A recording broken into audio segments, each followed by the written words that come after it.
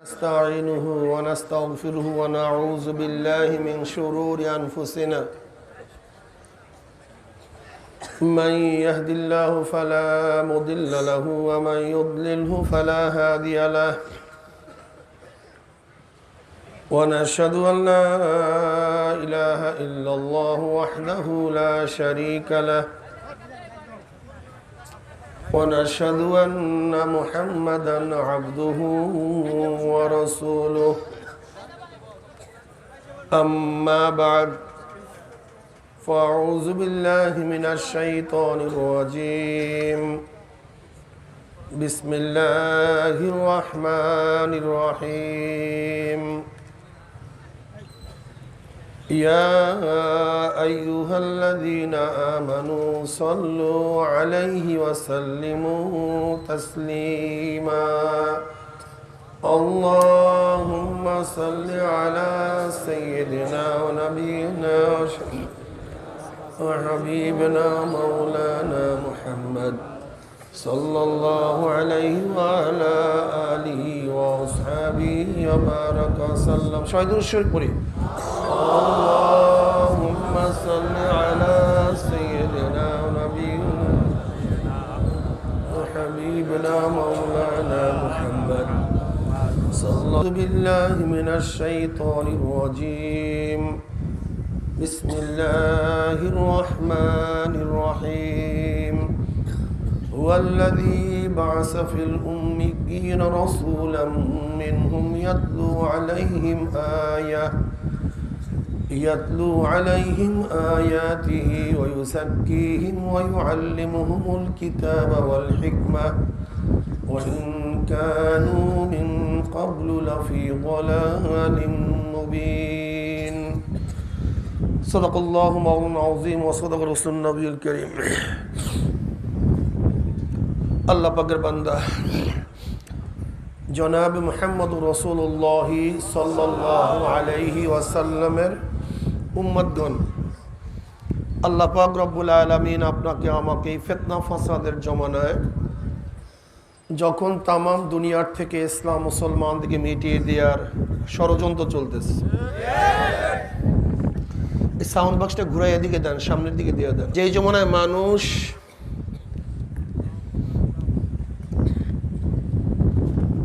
গুনার কাজ করতেছে, নেকের কাজ ছাড়তেছে, শুধু তাই নয়, নেকের কাজ আশ্চর্য হয়, গুনার কাজে স্বাভাবিক থাকে। এর চেয়েও মারাত্মক যে জমানায় মুসলমান ইসলামকে পছন্দ করে না, মুসলমান ইসলামকে পছন্দ করে না, বরং নামধারী মুসলমান ইসলামের সবচেয়ে বড় দুশ্মন হয়ে গেছে।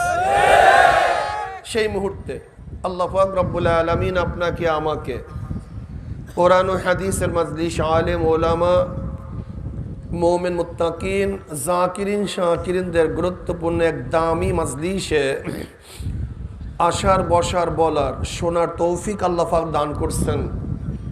শুকরিয়া তান সবাই বলে আলহামদুলিল্লাহ।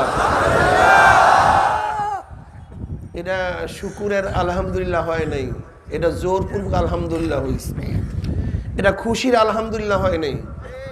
আপনারা কি দেখেছেন, যেই পার্টির, যেই দলের লোক জিতে যায় তখন তাদের আওয়াজটা আসতে হয়? কেন জোরে হয়? কেন কথা বলেন না কেন?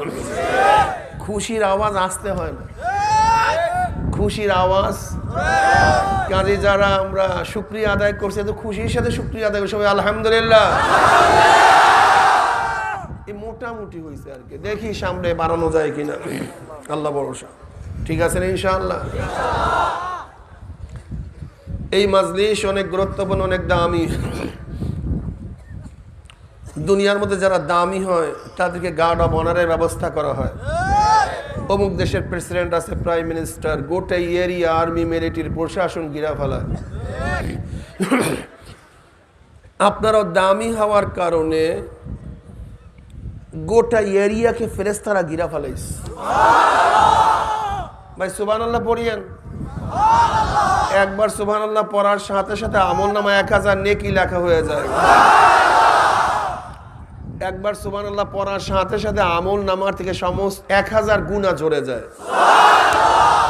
এই যত দূর আওয়াজ সুবহানাল্লাহর আওয়াজ পুষছে, যত দূর, এর মধ্যে যত কাঁচা পাকা, যত শুকনা এবং তরুলতা যাহা কিছু আছে, যারা আপনার জিকির আওয়াজ শুনছে কিয়ামতের ময়দানে জাকিরের পক্ষে সাক্ষী দিয়ে দেবে। মাওলাই মাওলা, দারুণ, অনেক ভালো। এই মাজলিস এত গুরুত্বপূর্ণ, অনেক দামি। আমি অনেক সময় বলি এটা ধোলাই কারখানা। যেরকম ময়লা কাপড়গুলি ধোলাই কারখানায় দেওয়া হয়, যখন ধোলাইওয়ালা ফেরত দেয় পরিষ্কার, ঠিক মাজলিসে যখন ঢুকছিলাম আমল নামায় গুনার বহুত ময়লা ছিল, কালি ময়লা। আল্লাহ পাক কবুল করলে মাজলিস থেকে বের হয়ে যাও, গুনাহ সব সাফ হয়ে যাবে। শুধু সাফ, বরং গোটা গুনাহকে আল্লাহ পাক নেকের দ্বারা পরিবর্তন করে দেবেন। মা মিন কওমিন ইসতামাউ ইয়াসমাল্লাহ তাআলা লা ইউরিদুনা বিযালিকা ইল্লা ওয়াজহাহু ইল্লা নাদাহুম মুনাদি মিনাস সামাই আন কুমু মাগফুরাল লাকুম কদ বুদ্দিলাস সাইয়্যাতুকুম হাসানাত। যখন কোন সম্প্রদায় জিকিরের জন্য বসে, জিকির শেষে যখন জাকিরিন মাজলিস ছাড়তে থাকে, একদল আহ্বানকারী ফেরেশতারা আসমান থেকে ডাক দিয়ে বলে, জাকিরিন সুসংবাদ শোনো, আল্লাহ পাক তোমাদের গুনাহ খাতা সব মাফ করে দিয়েছে। শুধু মাফ করছে তাই নয়, তোমাদের সমস্ত গুনাহকে আল্লাহ পাক নেকের দ্বারা পরিবর্তন করে দিয়েছে। কি দারুণ না? অনেক মজার মাজলিস। খুব সংক্ষিপ্ত আলোচনা করব, খেয়ালের সাথে শোনা চাই, খুব খেয়ালের সাথে। আমার তন মন, আমার শরীর এবং মন একই জায়গায় থাকবে। আল্লাহ পাক আমাদের সবাইকে কথাগুলির উপর আমল করার তৌফিক দান করেন। আল্লাহ পাক কালামে পাকের মধ্যে ফরমান, হু আল্লাযী বাআসা ফিল উম্মিয়্যিনা রাসূলাম মিনহুম ইয়াতলু আলাইহিম আয়াতিহি ওয়া ইউযাক্কিহিম ওয়া ইউআল্লিমুহুমুল কিতাবা ওয়াল হিকমা ওয়া ইন কানু মিন ক্বাবলু লাফি যালালিম মুবিন। ওই সত্তা, হু আল্লাযী, কোন সত্তা? যিনি প্রেরণ করেছেন উম্মিদের মধ্য থেকে একজন উম্মি রসুল। কি কাজ? ইয়াতলু আলাইহিম আয়াতিহি, তেলাওয়াত করে শোনাবেন আল্লাহ পাকের আয়াতসমূহ, তাজকিয়ায়ে নফস করবেন, আত্মশুদ্ধি করাবেন, কিতাবের শিক্ষা দান করবেন এবং হিকমত বয়ান করবেন। হিকমত অর্থ ব্যাখ্যা, কোরআনের ব্যাখ্যা, ঠিক না? আমার নবীর 4টা কাজ এই আয়াতের মধ্যে বয়ান করা হয়েছে। এর মধ্যে একটা হলো হিকমা, তিনি আয়াতের ব্যাখ্যা প্রদান করবেন। এর দ্বারা আমি জবাব দিতে চাই, যারা আহলে কোরআনিয়া মনে করেন আমাদের জন্য কোরআন যথেষ্ট, হাদিসের প্রয়োজন নাই, এদেরকে বলে আহলে কোরআনিয়া। এই যে বাইজিদ খান বন্নি এরা হাদিস মানে না, এরা তো কিছুই মানে না, এদের তো ইমানের অবস্থাই নেই, কথা ঠিক না? একদল আছে যারা কোরআন মানে, হাদিস মানে না। আমি ওদেরকে বলবো, হাদিস না মানলে কোরআনও মানা যায় না। বলে কেন? দেখেন, আল্লাহ পাক বলে, ইন্নাস সালাতা কানাত আলাল মুমিনিনা কিতাবাম মাওকুতা। আল্লাহ পাক নির্দিষ্ট সময় নামাজকে কি করেছেন? ফরজ করেছেন। কি সময় ভাই? নির্দিষ্ট সময় নামাজকে ফরজ করেছেন। তা আয়াতের দ্বারা নির্দিষ্ট সময় নামাজ ফরজ প্রমাণিত। এটা কি ভাই? প্রমাণিত। কিন্তু আমাকে গোটা কোরআনের মধ্যে দেখান তো যে 5 ওয়াক্ত নামাজের এইটা শুরু এইটা শেষ, এরকম 5 ওয়াক্ত নামাজের ব্যাখ্যা কি কোরআনের মধ্যে আছে? তা নির্দিষ্ট ওয়াক্ত আছে, কিন্তু ওয়াক্তের ব্যাখ্যা কোরআনের মধ্যে নাই। এই ওয়াক্তের ব্যাখ্যা কি দিবে? আমার নবী। জহুরের আউয়াল ওয়াক্ত এখানে, আখির ওয়াক্ত এখানে, আসর শুরু এখান থেকে শেষ এখানে, মাগরিব শুরু এখান থেকে শেষ, এশা শুরু এখান থেকে শেষ, ফজর শুরু এখান থেকে শেষ। কোরআনের মধ্যে শুরু শেষ নাই। আছে অক্ত, নির্ধারিত অক্ত, কিন্তু সেই নির্ধারিত অক্তটা কি, এটার ব্যাখ্যা কি প্রদান করবেন? আমার নবী। কাজী নবীকে বাদ দিয়ে কোরআন চলতে পারে না। কি কথা ঠিক না?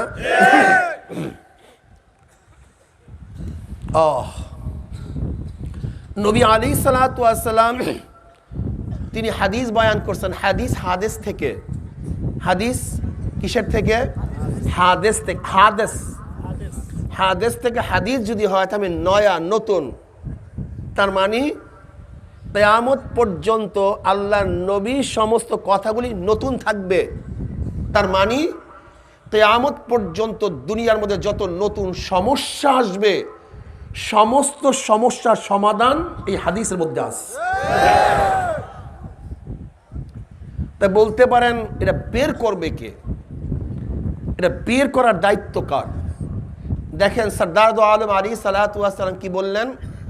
ওয়া আন আবি হুরায়রা রাদিয়াল্লাহু তাআলা قال قال رسول الله صلى الله عليه وسلم فضلت على الانبياء بست اوتيت جوامع الكلم ونصرت بالرب واحلت لي الغنائم وجعلت لي الارض مسجدا وطهورا وارسلت الى الخلق كافة وختم بي النبيون। মুসলিমের রওয়ায়াত। নবী আলাইহিস সালাতু ওয়াস সালাম ফরমান, আল্লাহ পাক রব্বুল আলামিন ৬টা ইনআমাতের মাধ্যমে অন্যান্য নবীদের উপর আমাকে প্রাধান্য দান করছেন। ফুজিলাত আলাল আম্বিয়া বিসিত্তিন, অন্যান্য আম্বিয়াদেরকে আল্লাহ পাক যেই ৬টা নেয়ামত দেন নাই, আল্লাহ পাক আমাকে স্পেশালি সেই ৬টা নেয়ামত দান করছেন। এটা আমার জন্য খাস। কার জন্য খাস? আল্লাহ নবীর জন্য খাস। নাম্বার ১, উতিত জাওয়ামিউল কালিম, আমাকে আল্লাহ পাক জাওয়ামিউল কালিম দান করছেন। খুব খেয়ালের সাথে কথা শুনতে হবে। ১ সেকেন্ডের জন্য যদি আপনার মন ওদিকে চলে যায়, এই হাদিস জীবনেও বুঝবেন না।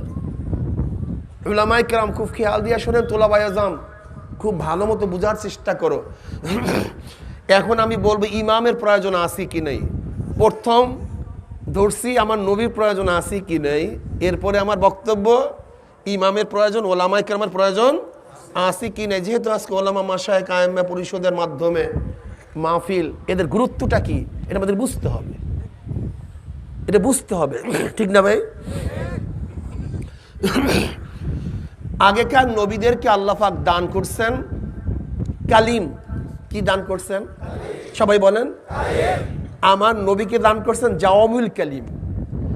কালিম এবং জাওয়ামিউল কালিমের মধ্যে পার্থক্যটা কি? আর আগেকার নবীদেরকে কালিম দান করছেন, জাওয়ামিউল কালিম দান করলেন না কেন? আমার নবীকে শুধু কালিম দান করেন না, জাওয়ামিউল কালিম দান করলেন কেন? এই ব্যাখ্যা কত চমৎকার, কত সুন্দর। তাহলে আমার নবীর গুরুত্ব আপনাদের সামনে ফুটে উঠবে, ঠিক না? আগে বুঝতে হবে, আগেকার নবীরা নাজেল হইতেন, প্রেরিত হইতেন কোনো এক নির্দিষ্ট এলাকার জন্য। কিসের জন্য? নির্দিষ্ট গোত্রের জন্য। কিসের জন্য? নির্দিষ্ট জমানার জন্য। নবী আছে তো তার রেসালাত আছে, নবুয়াত আছে। নবী নাই, আর একজন নবী আসছে, আগেকার নবীর রেসালাত নবুয়াত শেষ। তাহলে নির্দিষ্ট জমানার জন্য, নির্দিষ্ট এলাকার জন্য। কেউ আসছে কেনানের জন্য, কেউ আসছে মিশরের জন্য, ঠিক না? কেউ আসছে সিরিয়ার জন্য, আবার কেউ আসছে নির্দিষ্ট গোষ্ঠীর জন্য, যেমন মুসা আলাইহিস সালাতু আসছে কিফতিদের জন্য। কি কথা ঠিক না? তাহলে আগেকার নবীরা সবাই নির্দিষ্ট, নির্দিষ্ট জমানা, নির্দিষ্ট এলাকা, নির্দিষ্ট গোত্র। কিন্তু আমার নবী গোটা দুনিয়ার জন্য, কোনো নির্দিষ্ট এলাকার জন্য না। কিসের জন্য? কোনো নির্দিষ্ট বংশ বা গোত্রের জন্য না, গোটা মাখলুকাতের জন্য। উরসিলতু ইলাল খালকি কাফা, আমার নবী গোটা মাখলুকাতের জন্য, শুধু মানুষের জন্য না, শুধু বাংলাদেশের মানুষের জন্য, আমেরিকান বা সৌদি মানুষের জন্য নয়, গোটা মানুষের জন্য আমার নবী প্রেরিত হয়েছেন। কোনো নির্দিষ্ট জমানার জন্য নয়, আমার নবী ইলা ইয়াউমিল কিয়ামা পর্যন্তর জন্য নবী। তাহলে আমার নবীর জমান অনির্দিষ্ট, আমার নবীর এলাকা অনির্দিষ্ট, আমার নবীর গোত্র অনির্দিষ্ট। কি আগেকার নবীর গোত্র, জমানা, এলাকা, তার নির্দিষ্ট নবীর জন্য প্রয়োজন নির্দিষ্ট জিনিসের, আর অনির্দিষ্ট নবীর জন্য প্রয়োজন অনির্দিষ্ট জিনিসের। নাকি ভুল বললাম? নবী নির্দিষ্ট, শরীয়ত দরকার। আমার নবী অনির্দিষ্ট, শরীয়তের প্রয়োজন অনির্দিষ্ট। ক্লিয়ার কাট কথা, ঠিক না? তা আগেকার নবীদেরকে দান করছেন কালিম, আর আমার নবীকে দান করছেন জাওয়ামিউল কালিম। কালিম অর্থ যার শব্দ এক, অর্থ এক, যার লফজ এক, মানা এক, তাকে বলা হয় কালিম। আর জাওয়ামিউল কালিম বলা হয় যার লফজ এক, মানা অনেক, শব্দ এক, মানা ব্যাপক। কথাটা বুঝাতে পারি নাই? শব্দ একটা, মানা অনেক, অনেক অর্থ। কারণটা কি? যেহেতু আগেকার নবী নির্দিষ্ট, প্রয়োজন নির্দিষ্ট, আমার নবী অনির্দিষ্ট, প্রয়োজন অনির্দিষ্ট। যদি আমার মাওলা পাক রব্বুল আলামিন আমার নবীকে নির্দিষ্ট শরিয়াত দান করতেন, নির্দিষ্ট নুসুস দান করতেন, নির্দিষ্ট কোনো জিনিস দান করতেন, নির্দিষ্ট ব্যাখ্যা দান করতেন, তাহলে না জানি কিয়ামতের আগ মুহূর্তে কোনো এমন এক সমস্যা সৃষ্টি হইতো যার কোনো ফয়সালা শরিয়াত দিতে পারতো না। বুঝেন নাই? এর জন্য আমার নবীকে কি করছেন? জাওয়ামিউল কালিম দান করছেন। কোনো টেনশন নাই। আয়াত একটা হবে, মানা অনেক হবে। হাদিস একটা হবে, ব্যাপক অনেক অর্থ হবে। একটা শব্দ আমার আল্লাহ নবী বলবেন, তার মধ্যে হাজারো ব্যাখ্যা হয়ে যাবে। উদাহরণ না দিলে বুঝবেন না, উদাহরণ দিলে ক্লিয়ার বুঝবেন, ক্লিয়ার। যেমন যত মানুষ চলে গেছে, যত মানুষ আছে, যত মানুষ আসবে, এদের জন্য যত পানির প্রয়োজন, সমস্ত পানি কি আল্লাহ পাক জমিনের নিচে রাখছেন কি রাখেন নাই? আচ্ছা বলেন তো, প্রয়োজনীয় পানি সব জমিনের নিচে আছে, যদি প্রয়োজনীয় পানিগুলি আল্লাহ পাক উপরে উঠায় দিতেন, হ্যাঁ, সব সব মারা যেত, কেউ বাঁচত না। আচ্ছা কিয়ামত পর্যন্ত যত মানুষ আসবে, যা আছে যা চলে গেছে, এদের জন্য যত গ্যাসের প্রয়োজন, তৈলের প্রয়োজন, সব কি জমিনের নিচে আছে কি নাই? নো কথা। এক সেকেন্ডের জন্য এদিকে ওদিকে জেহান যাবে না। খবরদার, খবরদার, এক সেকেন্ডের জন্য না। খুব কঠিন। যত গ্যাসের প্রয়োজন, তৈলের প্রয়োজন, সব কি জমিনের নিচে আছে কি নাই? আচ্ছা বলেন তো, যদি আল্লাহ পাক সব উঠায় দিতেন, অবস্থাটা কি হইতো? সব তৈলে ভাসত। এখন কাজ কি? প্রয়োজন যা আছে সব জমিনের নিচে রাখা আছে। ইঞ্জিনিয়ারের কাজ কি? যখন প্রয়োজন ওখান থেকে বের করে তোমার সামনে হাজির করবে। এখন আপনি যদি বলেন ইঞ্জিনিয়ারের প্রয়োজন নাই, ইঞ্জিনিয়ার মারিয়া ফেলাও, ধ্বংস করিয়া দাও, তোমাকে বুদ্ধিমান বলবে না বোকা বলবে? হ্যাঁ, ইঞ্জিনিয়ার সব সৃষ্টি করছে না বের করছে? পানি সৃষ্টি করছে না বের করছে? তৈল সৃষ্টি করছে না বের করছে? ইঞ্জিনিয়ার সব সৃষ্টি করে নাই, বের করছে স্রষ্টা আল্লাহ। দুনিয়ার কেউ কিছু সৃষ্টি করে নাই, স্রষ্টা আল্লাহ। আল্লাহ পাক প্রয়োজনীয় জিনিস রাখছেন, আল্লাহ পাক মানুষকে কৌশল শিক্ষা দিয়েছেন, যখন তোমার প্রয়োজন তখন বের করে নাও। যদি আমি আগে বের করে দেই, সব মারা যাবে। এবার আসেন, প্রয়োজন সব আছে, ইঞ্জিনিয়ারের প্রয়োজন আছে, ঠিক না? কোরআনের আয়াত ৬৬৬৬ বা কম বেশি। মুতুনে হাদিস, হাদিসের মতন কেউ বলেন ৪,০০০, কেউ বলেন ১০,০০০, কেউ বলে ৫০,০০০। প্রশ্ন করতে পারেন, হুজুর ইয়াহয়া ইবনে মুঈনের তো ১০ লক্ষ হাদিস মুখস্থ ছিল, তার আপনি বললেনই মাত্র হাদিসের সংখ্যা ৪, বললেন ১০, সর্বোচ্চ ৫০। তো ইয়াহয়া ইবনে মুঈন ১০ লক্ষ হাদিস কোথায় পাইলেন? একটা হলো মুতুনি হাদিস, আর একটা হলো সনদে হাদিস। হাদিসের ইবারত, যেমন মেসওয়াকের হাদিস আমরা বলি কয়টা? ৭০টা। কয়টা? আসলে মেসওয়াক হাদিস কি ৭০টা না, ৭০ রাবির মাধ্যমে মেসওয়াকের হাদিস আসছে। হাদিস তো একটা, হাদিস কয়টা? রাবি কয়জন? হাদিস হয়ে গেছে কয়টা? কিন্তু হাদিস মোট কয়টা? একটা। এর জন্য হাদিসের সংখ্যা বাড়ছে। মূল হাদিস, মুতুনে হাদিস কেউ বলে 4000, কেউ বলে 10,000, কেউ বলে 50,000। তাই ধরে নেন 50,000, আর কোরআনের আয়াত 5,700, তাহলে মোট হইল 57,000 হাদিস কোরআন মিলে। এর নাম নস বা নুসুস। তা মোট নসের সংখ্যা নির্দিষ্ট 57,000, কিন্তু আমার প্রয়োজন ছিল অনির্দিষ্ট। প্রয়োজন ছিল কিন্তু নস নির্দিষ্ট। 57,000 এটা নির্দিষ্ট না? সমস্ত সংখ্যা নির্দিষ্ট হয়। সমস্ত সংখ্যা কি হয়? খাস হয়, নির্দিষ্ট হয়, ঠিক না? তা আমার প্রয়োজন ছিল অনির্দিষ্ট, কিন্তু নস নুসুস হাদিস ও কোরআন নির্দিষ্ট, কিন্তু প্রয়োজন ছিল কি? এখন কি হইল? দরকার তো অনির্দিষ্ট, কিন্তু নস তো নির্দিষ্ট। এখন আল্লাহ পাকের হিকমত কি? এই নির্দিষ্ট নসের মধ্যে অনির্দিষ্ট হাজারো মাসায়েল রাখিয়া দিছে।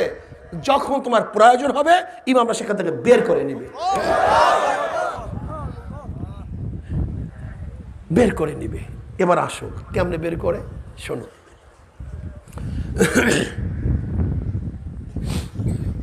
ইরাকের মধ্যে একটা মাসায়েল আসছে। এক মহিলা মারা গেছে, মহিলা, এখন তাকে গোসল করাতে হবে।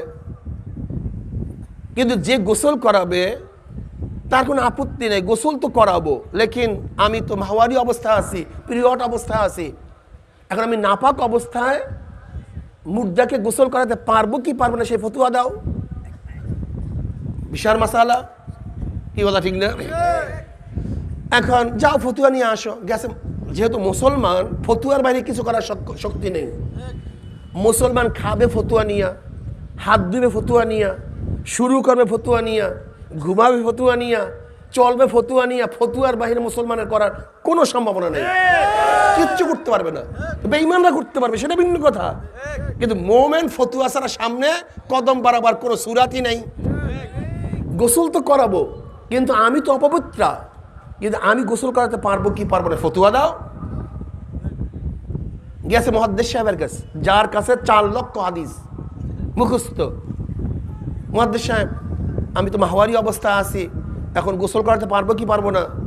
মুহাদ্দিস সাহেব চুপ করে থেকে বলতেছে, না, আমার 4 লক্ষ হাদিসের মধ্যে অপবিত্র অবস্থায় মাইয়িতকে গোসল করার কোনো হাদিস আমি পাই না। ভালো মতো বুঝবেন, যারা লামু সাহাবী আমার বন্ধুরা আছেন, খুব ভালো মতো বুঝবেন, বুঝার চেষ্টা করবেন যে আপনাদের সাথে আমাদের সমস্যাটা কোথায়, আমরা কি বলতে চাই, আপনারা কি বুঝতে চান।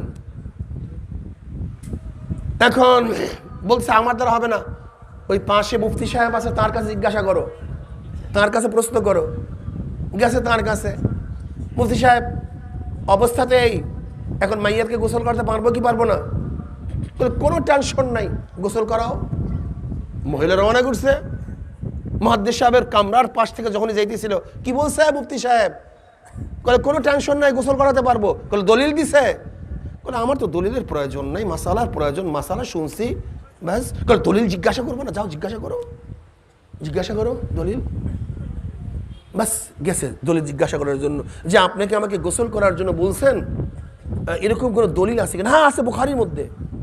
মানে মুহাদ্দিস সাহেব বলছে বুখারীর মধ্যে? মানে আমি তো গোটা বুখারী আমার মুখস্থ, বুখারীর মধ্যে। কলে আপনি কি দেখেন নাই? কলে কি? সরদার দো আলম আলাইহিস সালাতু ওয়াস সালাম ইতিকাফ অবস্থায় ছিলেন, আর হুজুর আলাইহিস সালাতু ওয়াস সালাম কামরা এবং মসজিদে নববীর মধ্যে মাঝখানে একটা বেড়া ছিল। আল্লাহ নবী ইতিকাফ অবস্থায় ছিলেন। ইতিকাফের সময় তিনি তার মাথাকে হুজরার মধ্যে ঝুঁকায় দিস, মাথা হুজরার দিকে ঝুঁকায় দিছে, শরীর মসজিদের মধ্যে। আম্মা জান আয়েশা সিদ্দিকা রাদিয়াল্লাহু তাআলা আনহা নবী আলাইহিস সালাতু ওয়াস সালামের মাথা মোবারক সুন্দর মতো ধোয়াইয়া দিছেন, তেল লাগাইয়া দিছেন, আশ্রায়া দিছেন। তিনি কি বললেন? ওয়ানা হায়েজুন, তখন আমি হায়েজ অবস্থায়। এখন মুফতি সাহেব বলতেছে, যদি হায়েজ অবস্থায় পবিত্র নবীর শরীরকে ধোয়ানো যায়, গোসল করানো যায়, তাহলে তুমি অপবিত্র অবস্থা। এবং আয়েশা বলছেন না তখন আমি হায়েজ, তা হায়েজ অবস্থা যদি পবিত্র নবীর শরীর মোবারক ধোয়ানো যায়, তাহলে তুমি অপবিত্র অবস্থায় একজন মাইয়েতকে ধোয়াতে পারবে, কোনো অসুবিধা নেই। এখন আমাকে বলেন তো, শুধু আম্মাজান আয়েশা বলছে ওয়ানা হায়েজ, না আমি হায়েজ, কিন্তু এর মধ্যে এত মাসালা। কি মাসালা আপনি জানেন? ইহুদিরা বলে হায়েজ অবস্থায় রান্না করতে পারবে না, হায়েজ অবস্থায় স্পর্শ করতে পারবে না, হায়েজ অবস্থায় এক জায়গা থেকে আরেক জায়গায় যেতে পারবে না। এটা ইহুদিদের মাসালা। কিন্তু আল্লাহ নবী আলাইহিস সালাতু ওয়াস সালাম কেন মাথা ঝুঁকাই দিলেন? কারণটা কি আমাকে বলেন? তিনি কি কোনো খাদেম তার ছিল না? সাহাবী? হ্যাঁ, নবীর অবস্থা বুঝেন। কিয়ামত পর্যন্ত আমার নবী, আমার নবী কিয়ামত পর্যন্ত আমার নবী। ওনাকে কোনো সাহাবী ছিল না। হ্যাঁ, যদি আমার নবী বলতেন যে ওই জিদ্দার থেকে পানি আনিয়া তারপর আমাকে দোয়া দাও, তারপর তো হাজারো সাহাবীরা ছিল। কি কথা ঠিক না?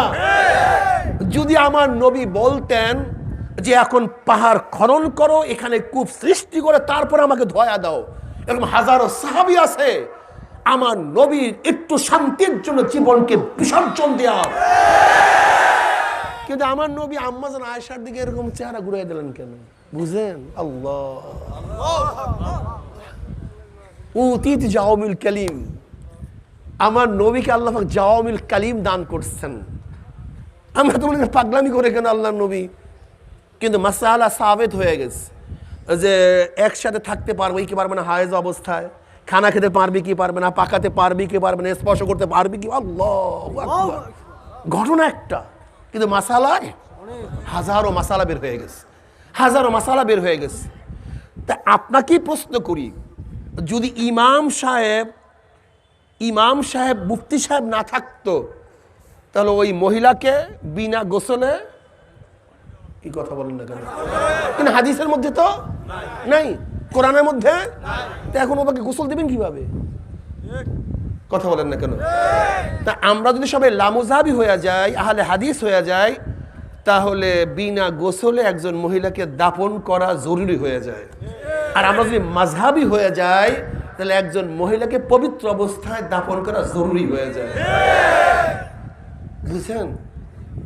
এর জন্য আল্লাহ নবীকে আল্লাহ জাওয়ামিল কালিম দান করছেন। এখন আমাকে বলেন তো, ইমাম সাহেব মুফতি সাহেব মাসালা সৃষ্টি করছে না মাসালা বের করছে? নতুন শরিয়া সৃষ্টি করছে না রসুলের শরিয়াত আগে হয়ে গেছে? আল্লাহ রসুল শরিয়াত বানায় গেছে, আল্লাহ রসুল মাসালা বানায় গেছে। তোমার আমার বানাবার প্রয়োজন নাই। ইঞ্জিনিয়ার সাহেব পানি বানাবেন না, পানি বের করবেন। ঠিক ইমাম সাহেব মুফতি সাহেব শরিয়াত সৃষ্টি করবেন না, শরিয়াত বের করবেন। মাসালা সৃষ্টি করবে না, মাসালা বের করবে। এখন বলো তো, ইঞ্জিনিয়ার সাহেবকে মারিয়া দিলে পানিবিহীন মরতে হবে, আর আলেম ওলামা ইমাম সাহেবকে মারিয়া ফালাইলে না মানলে ইমান ছাড়া মরতে হবে। কি ভাই, বিশ্বাস হয় না আপনাদের? বিশ্বাস হয় না একজনেরও? শোনেন, আমি চ্যালেঞ্জ দিলাম, এখানে যত ওলামায়ে কেরাম আছেন, শুধু শুধু উজুর মাসালা বলি ভাই, হাদিস ও কোরআন দিয়া একটু উজু শিক্ষা দাও। কোন ইমামের সাহায্য নিবা না, তুমি উজু ছাড়াই কবরে চলিয়া যাও, উজু করিয়া মরতে পারবা না। যদি বলে কোরআন ও হাদিস ঘাটিয়া তুমি আমাকে গোসলের মাসালা শিক্ষা দাও, ও গোসল না করিয়েই মারা যাবা, গোসল করিয়া মরতে পারবা না। এত সহজ মনে করছেন? আরে কি আজীব মানুষ! ইঞ্জিনিয়ার সাহেব নিজের গবেষণা দিয়া, চেষ্টা সাধনা করিয়া, হাজারো চিন্তা ফিকির করিয়া তোমার সামনে স্বচ্ছ পানি নিয়ে আসছে, আর ব্যাকে শত্রু মনে করতেছ? বরং তারিফ করা উচিত ছিল যে আমি কষ্টবিহীন স্বচ্ছ পানি পেয়েছি। আমাদের ইমামরা হাজারো চেষ্টা সাধনা, আল্লাহ পাক তাকে স্পেশাল সৃষ্টি করেছেন। সমস্ত হরিণের মধ্যে মির্গি নাভি হয় না, সমস্ত শামুকের মধ্যে মুক্তা হয় না, সমস্ত খনির মধ্যে স্বর্ণ জন্মে না, সমস্ত মানুষ ইমাম বুখারী হয় না, সমস্ত মানুষ ইমাম মুসলিম হয় না, আইনস্টাইন ঘরে ঘরে তৈয়ার হয় না, নিউটন ঘরে ঘরে তৈয়ার হয় না, ইমাম আজম আবু হানিফা সমস্ত ব্যক্তি হয় না। এটা বুঝতে হবে তোমাকে, এটা বুঝতে হবে তোমাকে, এটা বুঝতে হবে। যদি সবই সমস্ত পাথরই সবুজ ইয়াকুত পাথর হয়ে যায়, তাহলে পাথরের দাম থাকে ইয়াকুত পাথরের? হ্যাঁ, ইমামগণ কত সাধনা করে, রাতকে রাত দিনকে দিন, ঘুম নাই খাওয়া নাই, তারা হাজারো কোরআন ও হাদিস ঘেটে ঘেটে তোমার সামনে আমার সামনে স্বচ্ছ পানি, স্বচ্ছ মাসাইল হাজির করছে, আর তুমি তাকে বলতে আসো এটা শিরক করতেছে, এটা মোরশেক। তোর সে বড় বোকা জাহেল আর দুনিয়াতে নেই। জাহেল, আস্তা জাহেল। সরদার দো আলম আলাইহিস সালাতু ওয়াস সালাম আল্লাহ পাক রব্বুল আলামিন হিকমা দান করছেন, হিকমা ব্যাখ্যা, কোরআনের ব্যাখ্যা দান করবেন। আল্লাহ নবী এখন আর দুনিয়াতে নাই, কাজটা করবে কে? কি করবে কাজটা? এই রিসালাতের দায়িত্ব কে পালন করবে? দাওয়াতের দায়িত্ব কে পালন করবে? আল্লাহ নবী বলছেন, শোন, আমি তো চলে যাইতেছি, কিন্তু আমার ওয়ারিস রেখে যাইতেছি। আল উলামা ওয়ারাসাতুল আম্বিয়া, আল উলামা ওয়ারাসাতুল আম্বিয়া। শোনেন, যতদিন আলেম থাকবে ততদিন দিনের বাতি থাকবে। আলেম নাই, তাহলে আমরা দাওয়াত দেব, তোমাদের দাওয়াতে দিনের বাতি জ্বলবে না। তাহলে কেন? এখানে বাতি জ্বলতেছে, এর পাওয়ার হাউস কই? কর্ণফুলি, আশুগঞ্জ, ভেড়ামারা, অনেক দূরে। সমস্ত টাঙ্গাইলে মানুষ ক্ষিপ্ত হয়ে গেছে, বাতি ব্যবহার করবো না, ভেঙে বলছেন সমস্ত বাতি। পাওয়ার হাউস ঠিক, পাওয়ার হাউস ঠিক, জামালপুরের মানুষ বাতি ব্যবহার করবে। ক্ষিপ্ত হয়ে গেছে, জামালপুরের মানুষ বাতি ব্যবহার করবে না, ভেঙে বলছে সব। পাওয়ার হাউস ঠিক, ভারতের মানুষ বাতি ব্যবহার করবে। এক কথায় পাওয়ার হাউস ঠিক থাকলে এক জায়গায় না এক জায়গায় বাতি জ্বলবে। পাওয়ার হাউস বন্ধ, সব বাতি বন্ধ। ধরে নেন আপনার টাঙ্গাইলের মানুষ ক্ষিপ্ত হয়ে গেছেন, আলেম রাখবেন না, সব বের করে দিচ্ছেন। আলেম জেন্দা, জামালপুরে গিয়ে দাওয়াত দিবে, সেখানের মানুষ দাওয়াত কবুল করবে। জামালপুরের মানুষ ক্ষিপ্ত হয়ে গেছেন, আলেম রাখবেন না, আলেম জেন্দা, ভারতে গিয়ে দাওয়াত দিবে, সেখানে কলেমার বাতি জ্বলবে। ক্ষিপ্ত হয়ে গেছেন সমস্ত ভারতের মানুষ, আলেম রাখবেন না, আলেম জেন্দা, আফ্রিকার জঙ্গলে গিয়ে দিনের দাওয়াত দিবে, সেখানে দিনের বাতি জ্বলবে। বলতে পারেন, হুজুর আমরা দাওয়াত দিলে আপনাদের দাওয়াতে দিনের বাতি জ্বলবে না। তাহলে কেন? শোনেন, যারা আলেম বিদ্বেষী, বাঘের বাচ্চা নিজের শক্তিতে খেলা করে না, কেন? বাঘের বাচ্চার হাজারো শত্রু আছে, কিন্তু বাঘের বাচ্চার উপর আক্রমণ করে না কেন? পিছনে ওই বাঘ, ওই বাঘের ভয়ে বাঘের বাচ্চার দিকে কেউ তাকায় না। যদি বাঘ না থাকতো, এক সেকেন্ডের জন্য বাঘের বাচ্চা বের হইতে পারতো না। আজকে আপনার উপর আক্রমণ করে না কেন খ্রিস্টানরা? ইহুদিরা আপনাকে ধরে না কেন? দাওয়াত নিয়ে যান। জানেন আপনি ইহুদি খ্রিস্টানদের মধ্যে জানার অবস্থা কি? জানার অবস্থা কি? আল মুনজিদ আল কামুসের মতো বড় বড় আরবি ডিকশনারি মুসলমান লেখে নাই, খ্রিস্টানরা লিখছে। হাদিসের উপরে খ্রিস্টানরা যে কিতাব লিখছে, মুসলমানরা এত গুরুত্বপূর্ণ কিতাব লিখতে পারে নাই। এত জানুয়া ওরা, এত জানে। যদি আপনি দাওয়াত নিয়ে যান কোন মসজিদে, এক খ্রিস্টান পণ্ডিত আসবে, ইহুদি পণ্ডিত আসবে, ভাই কি নিয়ে আসছেন? বলে কোরআনের দাওয়াত, হাদিসের দাওয়াত। বলে এটা ভুল জিনিস নিয়ে আসছেন। বলে কি বলেন? বলে বিশ্বাস হয় না আপনার ভাই? বলে না তো। আপনাকে প্রশ্ন করে, ভাই বলেন তো, নবী নূহ আলাইহিস সালাতু ওয়াস সালামের জমানায় রসুল কয়জন ছিলেন, নবী কয়জন ছিলেন? আপনি বলবেন একজন, একজন। কিন্তু দেখেন কোরআন কি বলে, কাযযাবাত কওমু নূহিল মুরসালিন। আপনিই বললেন একজন, অথচ কোরআন বলছে বহুজন। এই কোরআনের মধ্যে ভুল স্পষ্ট। কি জবাব দেবেন বলেন তো? ব্যাস। যদি প্রশ্ন করেন কি নিয়ে আসছেন, তাহলে বুখারী শরীফ, আসাহুল কিতাব বাদা কিতাবিল্লাহ, সহিহ বুখারী। তাহলে আজীব, হযরত বুখারী রাহমাতুল্লাহ আলাইহি যেই রাবির উপর তানকিদ করছে, সমালোচনা করছে, এই যে দেখেন মুহাম্মদ বিন ফুযাইল ইবনে গাজওয়ান এশিয়া, ইমাম বুখারী নিজে তানকিদ করছে, এই রওয়ায়াত নিয়ে আসছে এখানে হাদিসের মধ্যে। হাদিস সহিহ থাকে কিভাবে? বুখারী সহিহ থাকে কিভাবে? আপনি কি বলবেন বলেন তো? এতদিন জানলাম কি, তা শুনলাম কি, তা ব্যাস, কথা বলেন না কেন? এতদিন জানলাম কোরআন আল্লাহর কিতাব, ভুল নাই, এই তো ডাইরেক্ট ভুল। এতদিন জানছি যে হাদিস তো বুখারী সব সহিহ সনদ, কিন্তু কি বলতেছে ডাইরেক্ট, অসুবিধা তো। ইমান নিজেরটাও আর একটাও। কিন্তু ওই খ্রিস্টানের ওই শত্রুরা আসে না কেন? প্রশ্ন এখানে। এই প্রশ্ন ওদের জানা আছে, কিন্তু আসে না কেন? আসে না, ওই মাদ্রাসার মধ্যে বাঘ বসা আছে, বাঘ, আলেম নামীয় বাঘরা বসা আছে, আলেম নামীয় বাঘরা ওখানে বসা আছে। যখনই শুনবে মুসলমানদের উপরে কোনো খ্রিস্টানরা এই প্রশ্ন তুলছে, অমনি দলিল নিয়ে সেখানে হাজির হয়ে যাবে। ওই আলেমদের ভয়ে খ্রিস্টান শত্রু তোমাদের কাছে আসে না। তুমি ভাবছো কি আলেম সারা দিন এত সহজ মনে করছো? মিয়া এত সহজ মনে করছো? ছোট্ট একটু জবাব দিয়ে দেবে। যেখানে তারকিমের জন্য, এখানে তারকিমের জন্য জামা ব্যবহার করা হয়েছে, তাকসিসের জন্য, দাওয়ামের জন্য, আজমতের জন্য, ছোট্ট একটা জবাব, কিন্তু তোমার কাছে জবাব নেই। আর তুমি বলবে শিয়াদের মধ্যে 4টা তফকা আছে, এর মধ্যে এক শিয়া যে হযরত ওসমান গনি রাদিয়াল্লাহু তাআলা আনহুর উপরে হযরত আলীর মুর্তজা রাদিয়াল্লাহু তাআলা প্রাধান্য দেয়। মুহাম্মদ বিন ফুজাইল ইবনে গাজওয়ান সেই রাবিদের মধ্যে সমস্ত ইমামরা বলছে এদের রওয়ায়াত গ্রহণ করা জায়েজ। জবাব ছোট্ট, না জানলে কিয়ামত হয়ে যাবে তোমার। কি কথা ঠিক না? তাহলে দেখেন তোমার উপরে ইশকাল তুলে না কেন, আসে না কেন? কারা বসা আছে মাদ্রাসায়? হ্যাঁ, এখন তুমি ভাবছো বাগেদের দরকার নেই, আলেমদের দরকার নেই। আমি তো এক জামাই গেছে শ্বশুর বাড়িতে, তাই মুরগি পাকাইছে। কি পাকাইছে? এত স্বাদ আছে সুরবা, বলছে আম্মা মুরগিটাকে নষ্ট করিয়া কি লাভ, সুরবাই তো খুব মজা। করে জামাই বোকা, ওই মুরগি ছাড়া সুরবার মধ্যে স্বাদ আসে না। আজকে তুমি আলেমদেরকে গালি দিচ্ছ, তোমার মাথায় টুপি কিভাবে উঠছে, তোমার চেহারায় দাড়ি কিভাবে শোভা পায়, তুমি কলেমা কিভাবে পড়তে তুমি জানো? তোমার জানা আছে? জানা নাই? তুমি যে সুরবার স্বাদ পাইতেছ এর পিছনে আলেমদের অবদান আছে। আলেম ছাড়া তুমি সুরবার স্বাদ কোনোদিন পাইতে না। এর জন্য আলেমদেরকে গালি দিও না, আলেমদেরকে ঘৃণা করিও না। আলেমদেরকে ঘৃণা করবা, ঈমান চলে যাবে, কোনো সন্দেহ থাকবে না, কোনো সন্দেহ নেই।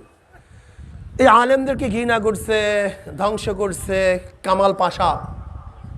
কামাল পাশা আতায় তুর না কামাল আতায় তুর বলে ওকে, ও কামাল পাশা। ও তুর্কিস্তান যখন দখল করছে সেখানে সেকুলার কায়েম করছে। ওর ফাঁস কাজ ছিল সমস্ত আলেমদেরকে হত্যা করা। আল্লাহ মাফ করে দেও। যে আলেমের বাড়ির সামনে একটা গাছ ছিল, ওই আলেমের জন্য ফাঁসির মঞ্চের প্রয়োজন ছিল না, ওই গাছের মধ্যে ঝুলাইয়া দিস। এই কামাল শয়তান, এই দাজ্জাল আলেমদেরকে বলছে তোমাদের জন্য জাহাজ অবস্থান করতেছে, যাও হজে রওনা করো। যখন আলেমরা সবাই হজে রওনা করছে, সাগরের মধ্যে জাহাজ ডুবাইয়া দিচ্ছে, সমস্ত আলেমদেরকে হত্যা করছে। চাকরি চর থেকে খায়বার পর্যন্ত এমন কোনো গাছ ছিল না যে গাছের মধ্যে একজন আলেমকে ফাঁসিতে ঝুলানো হয় নাই। মিস্টার টমসন সে বলে 1857 থেকে 66 পর্যন্ত বা 67 পর্যন্ত আলেমদের উপরে, মুসলমানদের উপরে খ্রিস্টানরা যে নির্যাতন করছে, যে রক্ত প্রবাহিত করছে, এত আলেমদেরকে পোড়াইছে যা কেউ কোনোদিন দেখে নেই। মিস্টার টমসন নিজে বলেন তৎকালীন সময় ব্রিটিশদের সবচেয়ে বড় সাংবাদিক। কি বলতেছে? কারণ আমি একবার গেলাম খ্রিস্টান একটা তাঁবুর মধ্যে, হঠাৎ দেখি আমার নাকের মধ্যে মনুষ্য পোড়ার গন্ধ আসতেছে। আমি ভাবলাম মনুষ্য পোড়ার গন্ধ কোথা থেকে আসতেছে? আমি তাঁবুর থেকে বের হলাম, আমি নিজের চোখে দেখতেছি যে 80 জন আলেমকে উলঙ্গ করে আগুনের মধ্যে নিক্ষেপ করা হয়েছে, আর 80 জন আলেমকে বেঁধে রাখছে উলঙ্গ অবস্থায়, তাদেরকে নিক্ষেপ করবে। মিস্টার টমসন বলেন আলেমদেরকে আগুনে নিক্ষেপ করার জন্য প্রস্তুত করা হয়েছে, কিন্তু সেখানে কমান্ডার শুধু প্রশ্ন করতেছে এতটুকু তোমরা বলো যে তোমরা সেফাই বিপ্লবে, আজাদি আন্দোলনে অংশগ্রহণ করো নাই। শুধু এতটুকু বলো, শুধু এতটুকু যে তোমরা আজাদি আন্দোলনে, সেফাই বিপ্লবে অংশগ্রহণ করো, শুধু এতটুকু বললি আমি তোমাদেরকে ছেড়ে দেব। মিস্টার টমসন বলতেছেন ওই সত্তার কসম যার কুদরতে হাতের মধ্যে আমার জীবন, আমি দেখলাম 80 জন আলেম আগুনে ঝাঁপ দেওয়ার জন্য প্রস্তুত গ্রহণ করছে, কিন্তু অস্বীকার করতে একজন প্রস্তুত নয়। একজনও না। এই আলেম আজকে যারা স্বাধীনতার স্বাদ গ্রহণ করতেছেন, ইতিহাস কি জানেন এই স্বাধীনতার বীজ কবে বপন হয়েছিল? জানাই নাই। আমি যেখানে অবস্থান করতেছি এটা 3 বার স্বাধীন হয়েছে। কয়বার? একবার ব্রিটিশ থেকে স্বাধীন হয়েছে ভারত, ভারত থেকে স্বাধীন হয়েছে পাকিস্তান, পাকিস্তানে স্বাধীন হয়েছে বাংলাদেশ। কয়বার? আপনি কি জানেন ব্রিটিশদের বিরুদ্ধে আন্দোলনের প্রথম সূচনা কে করেছে? জোরে বলেন কে? 1803 ঈসাই সালে তৎকালীন জাফরের থেকে যখন ব্রিটিশরা দিল্লি দখল করে, এই 1803 ঈসাই সালে তৎকালীন সময় শাহ ওলিউল্লাহ মুহাদ্দিস দেহলভী রাহমাতুল্লাহ আলাইহির বড় সন্তান শাহ আব্দুল আজিজ সাহেব রাহমাতুল্লাহ আলাইহি ঘোষণা করেছেন, আজকের থেকে পাক উপমহাদেশ দারুল ইসলাম না দারুল হরব, এই ব্রিটিশদের বিরুদ্ধে আন্দোলন করা প্রত্যেকটা মুসলমানদের জন্য ফরজে আইন। ওই দিনই ব্রিটিশদের বিরুদ্ধে আন্দোলনের বীজ বপন হয়েছিল। মুসলমানরা শাহাদাত বরণ করেছে। সবচেয়ে বেশি ব্রিটিশ হটাও আন্দোলন মুসলমানদের জীবন বিসর্জন দিয়েছে। মুসলমানদের আন্দোলনের কারণেই ব্রিটিশ হট্টে পারত। আবার পাকিস্তান আন্দোলনের সূচনায় কারা ছিল? মুসলমান, অন্য কেউ না। জালেমের গোষ্ঠী যারা আজকে আলেম ওলামা মুসলমানদের উৎখাত করার ষড়যন্ত্র করতেছ, স্বপ্ন দেখছ, আমি বলবো এই দেশ মুসলমানদের দেশ, অন্য কার দেশ নয়। মুসলমানদের জন্য এই দেশ স্বাধীন হয়েছে, অন্য কার জন্য। ধর্ম ভিত্তিক দেশ স্বাধীন হয়েছে। কিসের ভিত্তিতে? একমাত্র ধর্মের ভিত্তিতে দেশ স্বাধীন হয়েছে, অন্য কোনো কিছুর কারণে নয়। হ্যাঁ, ওই সময় যদি হায়দ্রাবাদ, আজাদ কাশ্মীর, জম্মু কাশ্মীর, পাঞ্জাব পাকিস্তানের সাথে এক করে বাংলাদেশ, ক্যালকাটা, আসাম, ত্রিপুরার সাথে মিলিয়ে ভাগ করা হইতো, কিয়ামত পর্যন্ত চিল্লাইতে পারতা, কিন্তু লাল সবুজের পতাকা কোনোদিন দেখতা না। মাথার মধ্যে ঘিলু আছে বোকা? মাথার মধ্যে ঘিলু না গোবর ঢুকাইছো? হ্যাঁ, নাস্তিক বেঈমানরা গোবর ঢুকাই দিয়েছে মাথার মধ্যে। ধরে নাও যদি আজকে বাংলাদেশের অংশটা আসাম, ক্যালকাটা, ত্রিপুরার সাথে মিটায়া ওইদিকে পাঞ্জাব, হায়দ্রাবাদ, আজাদ কাশ্মীর, জম্মু কাশ্মীরকে যদি পাকিস্তানের সাথে এক করে তারপর যদি ভাগ করা হইতো, তাহলে লাল সবুজের পতাকা? হ্যাঁ, এত সহজ মনে করছি? বলে যে মোল্লার জন্য সিন্নি খাইলা, মোল্লা চিনলা না? হ্যাঁ, মোল্লার জন্য সিন্নি খাও, মোল্লা চিনলা না? গিলু কেন করতেছে? কারণটা কি? হ্যাঁ, গুরু ঠাকুরদের বুদ্ধি অনেক, আর তোমার আমার মাথার মধ্যে ঢুকাই দিয়েছে গোবর। কি ঢুকাই দিয়েছে? এই গুরু ঠাকুররা কি চায় জানেন? শুধু একটা চেতনাকে ধ্বংস করতে চায়। সে চেতনাটা কি জানেন? আমি মুসলিম, এই চেতনা ধ্বংস করতে চায়। আমি কি? আমি উদারপন্থী। কোন চেতনা ঢুকাইতে চায়?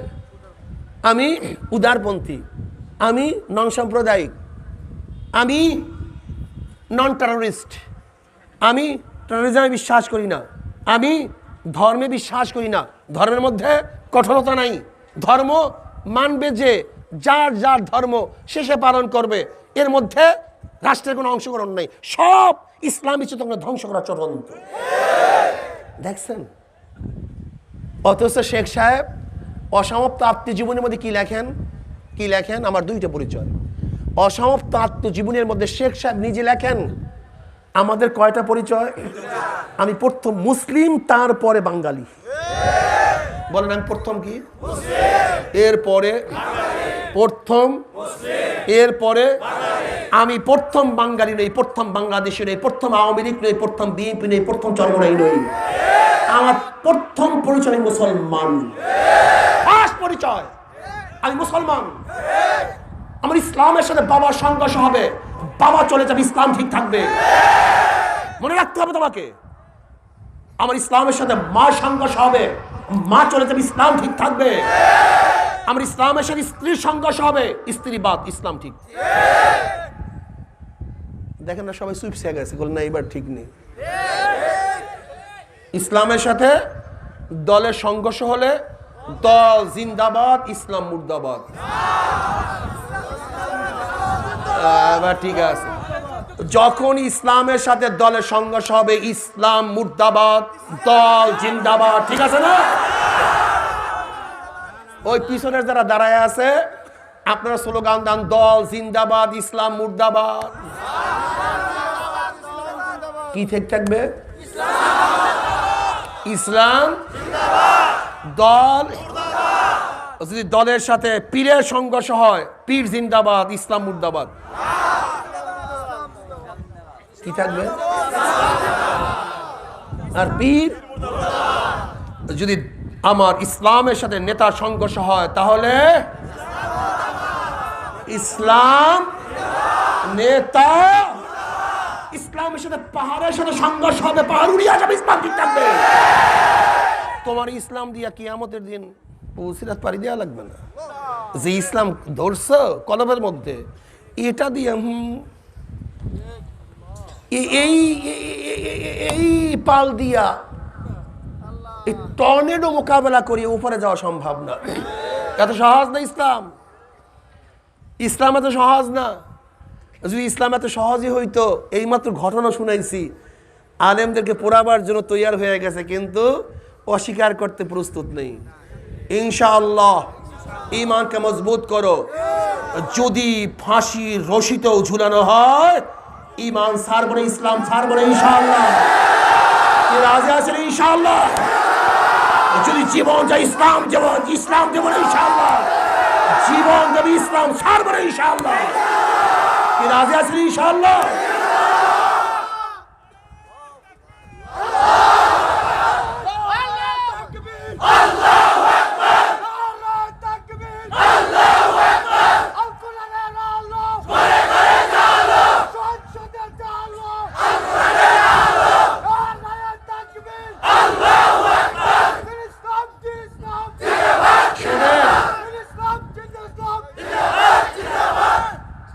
কোরআন সুন্নাহর আলো শব্দ হবে আহলে কোরআনিয়া না। আমরা শুধু আল কোরআনের আলো না, এটা ভুল, মারাত্মক স্লোগান। স্লোগান কি হবে? কোরআন সুন্নাহ। বলেন কোরআন সুন্নাহর আলো। এইটা স্লোগান সহি। ব্যাপকতা আছে, ব্যাপকতা আছে। কোরআন সুন্নাহর আলো, কি কথা ঠিক আছে না? আমার যুবক বাবারা, স্কুল ইউনিভার্সিটির বাবারা, ইসলামের সাথে যেখানে সংঘর্ষ হবে কি ঠিক থাকবে? ওমান আহসানু কাওলাম মিম্মান দা ইলাল্লাহি ওয়া আমালা সালিহান ওয়া ক্বালা ইন্নানি মিনাল মুসলিমিন। মজা। আমি কি মুসলিম। ইন্নানি মিনাল মুসলিমিন, আমি মুসলমান। আমি কি মুসলমান। আমি নন সাম্প্রদায়িক, অমুক সাম্প্রদায়িক, আমি চরমপন্থী নই, হালকাপন্থী, তরমপন্থী, অমুক টমুকপন্থী টন্থী নই, আমি একজন মুসলমান। রাজি আছে ইনশাআল্লাহ? এই তোমার মাথার মধ্যে কি ঢুকানো হয়েছে তুমি দেখছো? বাজপাই আসছে আমাদের দেশে, বাজপাই ভারতের প্রাইম মিনিস্টার, আগের প্রাইম মিনিস্টার বাংলাদেশে আসছিল সফরে। পরনে কি ছিল? ধুতি। কি ছিল? ধুতি কাদের পোশাক? ধর্মীয় পোশাক কি ধর্মীয় পোশাক না? তুই আমাদের দেশের প্রেসিডেন্ট প্রাইম মিনিস্টারকে ধর্মীয় পোশাক পরিয়া বিদেশ সফর পাঠান তো পারবে না কেন? বাজপাই পারলো কেন? কারণটা কি? আমাকে বাজপাইয়ের মাথার মধ্যে ধর্মীয় পোশাকের গুরুত্ব আছে, কিন্তু আমাদের মাথার থেকে ধর্মীয় পোশাকের গুরুত্ব উঠাইছে কে? একদিন চিন্তা করছো? একদিনও চিন্তা করছো? একদিনও করো নাই। মনমোহন সিং, ডক্টর মনমোহন সিং, শিখ, ভারতের প্রাইম মিনিস্টার ছিল। মাথার মধ্যে পট্টি, চেহারায় দাড়ি, পট্টির নিচে বড় বড় চুল। শিখদের ধর্ম কি জানেন? জন্মের পর থেকে কোনো পশমই কাটে না, যে কোনো পশম কাটবে না, এটা শিখদের ধর্ম। ডক্টর মনমোহন সিং ভারতের প্রাইম মিনিস্টার হওয়া সত্ত্বেও ধর্মীয় পট্টি মাথার থেকে, কথা বলে না কেন, চুল দাড়ি। কিন্তু আমাদের দেশের ম্যাজিস্ট্রেট, ডিসি, এসপি, সচিব, কোন রকমের এমপি, মিনিস্টার হলেই প্রথম ইসলামকে জবাই না দেওয়া পর্যন্ত ওর ক্ষমতায় শুদ্ধ না হওয়ার কারণটা কি? কে ঢুকাইছে মাথার মধ্যে? একদিনও চিন্তা করছো? একদিনও চিন্তা করো নেই। কয়েকদিন আগে ভারতের বিমান বাহিনীর প্রধান আসছে, এই কয়েক মাস আগে। দেখছেন মাথার মধ্যে পট্টি? দেখছেন পট্টি? কই কই ভারতের বিমান বাহিনীর প্রধান হওয়া সত্ত্বেও ধর্মীয় পোশাক তার মাথা থেকে নামে নাই। কিন্তু আমাদের দেশের বিমান বাহিনীর প্রধান টুপিওয়ালা পাগড়িওয়ালা, আপনি চিন্তা করতে পারবেন? মনে করেন কি তো সম্ভবই না। তাই ভারতের বিমান বাহিনীর প্রধানের মাথায় ধর্মীয় পোশাক সম্ভব হইল কিভাবে? তোমার মাথায় ধর্মীয় পোশাক সম্ভব না কেন? এটা মাথায় কে ঢুকাইছে? এটা কে ঢুকাইছে? একদিনে চিন্তা করছো? একদিনে চিন্তা করো নেই। ৭১-এর স্বাধীনতার সেই সন্ধি চুক্তি আমাদের কাছে এখনো হাজির। অরোরা সাহেব, নিয়াজি সাহেব যে দস্তখত করছে, সেই ছবিগুলো আমাদের কাছে প্রেজেন্ট আছে কি নেই? নিয়াজি সাহেব পাকিস্তানের সেনাপ্রধান, অরোরা সাহেব ভারতের সেনাপ্রধান। দেখছো অরোরা সাহেবের মাথার মধ্যে পট্টি? শিখদের পট্টি না, সে ভারতের প্রধান সেনাপতি, কিন্তু মাথার থেকে ধর্মীয় পোশাক। কিন্তু আমাদের দেশের প্রধান সেনাপতির মাথার মধ্যে টুপি থাকবে, পাগড়ি থাকবে, চেহারায় দাড়ি থাকবে। চিন্তা করতে পারো? এটা কে ঢুকাইছে? কারণটা কি? এর কারণটা কোথাও? এর কারণটা কি? বরং সেন্স ঢুকাও, মাথার মধ্যে ঢুকাও। আমি ম্যাজিস্ট্রেট হব, ধর্মীয় পোশাক নিয়ে চেয়ারে বসবো। আমি এসপি হব, ডিসি হব, সচিব হব, এমপি হব, মিনিস্টার হব, প্রাইম মিনিস্টার হব, প্রেসিডেন্ট হব, সেনা প্রধান হব, প্রধান বিচারপতি হব। যেখানেই বসবো না কেন ধর্মকে নিয়ে বসবো, ধর্ম ছাড়া বসবো না। এইটা মাথার মধ্যে ঢুকাও। কিন্তু আমরা কি করি? প্রথম ধর্মকে রাখি, এরপর চেয়ারে বসি। আগে ধর্ম জবাই দে, তারপরে। আর এখন থেকে মন মেজাজ কি সৃষ্টি করব? আগে ধর্মকে কলিজার মধ্যে কাঁদবো, তারপর চেয়ারে বসবো। এই অভ্যাস করো, এই চেতনা ফিরে আনো। হাজার হাজার লক্ষ কোটি কোটি মিলিয়ন ডলার ব্যয় করা হচ্ছে শুধু ইসলামী চেতনাকে ধ্বংস করার জন্য। আমি মুসলমান, এই চেতনা যদি না থাকে, যদি এই চেতনা না থাকে, তাহলে তোমার দ্বারা 31 নাইট করাতে পারবে, ভ্যালেন্টাইন্স ডে পালন করাতে পারবে, পহেলা বৈশাখ পালন করাতে পারবে, তোমার মধ্যে অনুধ্বনি দিতে পারবে। তোমার পোশাকের মধ্যে তবলার ছবি থাকবে, ঢোলের ছবি থাকবে, একতারার ছবি থাকবে। তুমি হবা তো মুসলমানের ঘরে জন্ম, তোমার মাথার মধ্যে থাকবে খ্রিস্টানদের সেফাত, খ্রিস্টানদের গুণ। তুমি হবা তো মুসলমানের ঘরে, তোমার জবানে থাকবে মুসলমানের বিরুদ্ধে কথা। তুমি হবা তো মুসলমান, কিন্তু তোমার কলমের মধ্যে থাকবে ইসলামের বিদ্বেষ। এই চেতনা ধ্বংস করার চক্রান্ত চলতেছে। চেতনা ঠিক করো আগে। ইন্নানি মিনাল মুসলিমিন, ইন্নানি মিনাল। আমি যেখানে যে অক্সফোর্ডে পড়ো মুসলমান ইসলাম নিয়ে পড়ো, ক্যামব্রিজে পড়ো মুসলমান ইসলাম নিয়ে পড়ো, তুমি যেখানেই থাকো আমি একজন মুসলমান।